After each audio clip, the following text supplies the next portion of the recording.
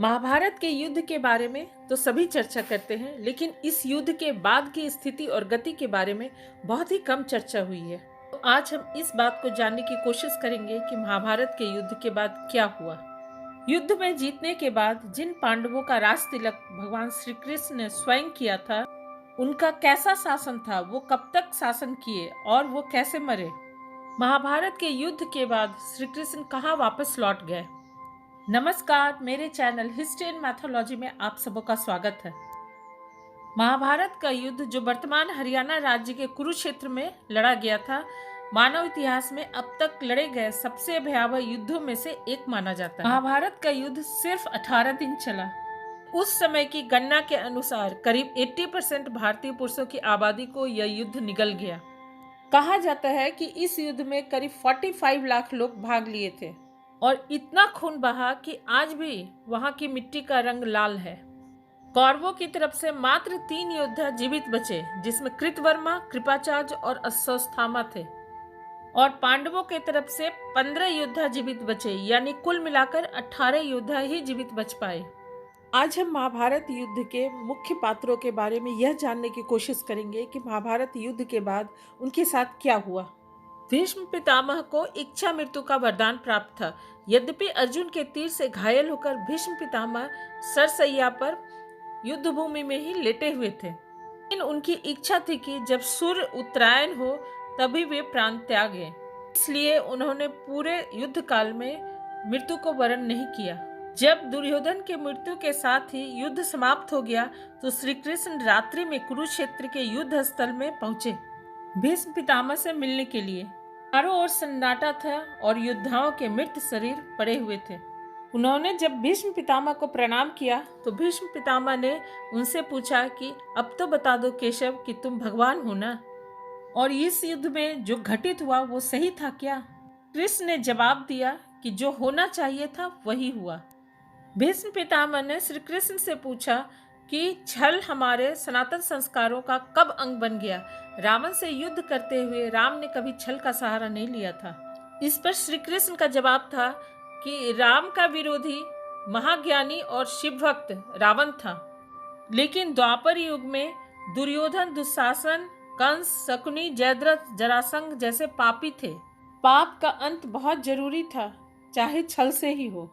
भीष्म अब संतुष्ट हो चुके थे, उन्हें अपने सवालों का उत्तर मिल चुका था।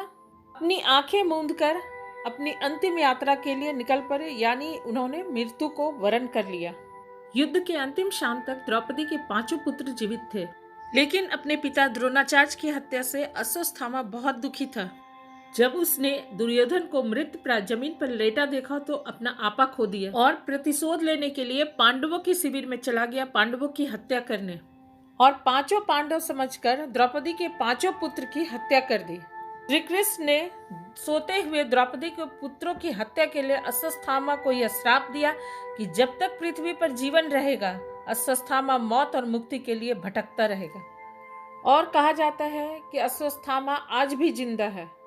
इस घटना के बाद श्री कृष्ण 5 पांडव और द्रौपदी को लेकर हस्तिनापुर आए। श्री कृष्ण को पता था कि धृतराष्ट्र में 1000 हाथियों का बल है, इसलिए हो सकता है वो अपने पुत्रों की मृत्यु का बदला पांडवों को क्षति पहुंचाकर जरूर लेगा।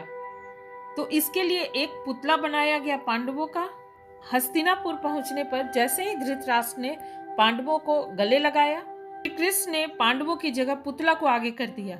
पुतला को पांडु पुत्र समझकर धृतराष्ट्र ने उसे जोर से दबाकर उसे मार देना चाहा, लेकिन जब उन्हें पता चला कि ये पांडु पुत्र नहीं मात्र पुतला है तो उन्हें बहुत लज्जा और ग्लानि हुई और वो रोने लगे और कुंती और पांडवों से माफी मांगी। इसके बाद पांडु पुत्र श्री कृष्ण के साथ माता गांधारी के पास गए। गांधारी अपने बेटों की मृत्यु पर शोकग्रस्त थी। श्री कृष्ण को अपने समीप आया जानकर वो और भी क्रोध से भर गई। श्री कृष्ण को शाप दे डाली कि जैसे मेरा कुरुवंश नष्ट हुआ है वैसे तुम्हारा भी यदुवंश नष्ट हो जाएगा। श्री कृष्ण ने माता गांधारी के श्राप को स्वीकार कर लिया। इसके बाद श्री कृष्ण ने युधिष्ठिर का राज्याभिषेक करवाया और फिर द्वारिका लौट गए। लेकिन श्राप तो श्राप था, उसे लगना ही था।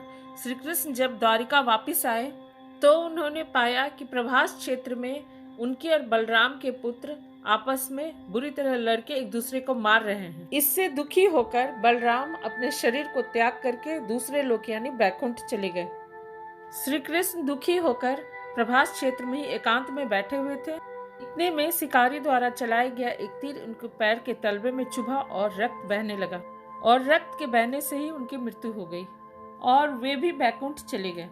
श्री कृष्ण की मृत्यु के साथ ही द्वापर युग का अंत हो गया और कलयुग की शुरुआत हो गई। उधर हस्तिनापुर का राजा बनने के बाद युधिष्ठिर पूरे मन से प्रजा की भलाई में जुट गए। कुछ दिनों बाद गांधारी, धृतराष्ट्र और कुंती सहित संजय और विदुर ने भी बन जाने की इच्छा जाहिर की।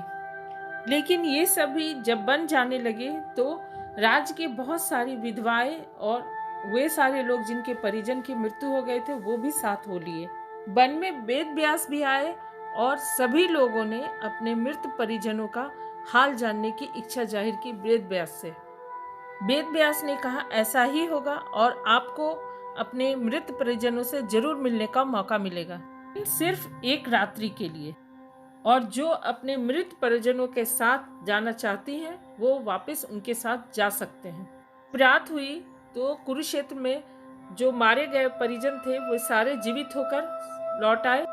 सभी अपने मृत परिजनों को जीवित देखकर काफी खुश हुए और सभी मृत परिजन वापस उस नदी के पानी में लौटने लगे तो विधवाएं भी उनके साथ हो चली और जल में प्रवेश करके समाधि ले ली। उसके बाद युधिष्ठिर वापस हस्तिनापुर लौट आए और राजकाज में लग गए। कुछ दिनों के बाद पांडवों की इच्छा हुई कि अपनी माँ कुंती और अन्य परिजनों से मिलकर उनका हाल चाल जाने। इसलिए पांचों पांडव भाई वन की ओर गए, लेकिन वन में आग लग चुकी थी और कुंती, गांधारी और धृतराष्ट्र की उसी आग में मृत्यु हो गई। कहा जाता है कि पांडवों ने करीब 36 वर्ष तक राज्य किया, लेकिन सारी परिजनों खासकर कृष्ण की मृत्यु के बाद उनका मन विचलित हो गया था।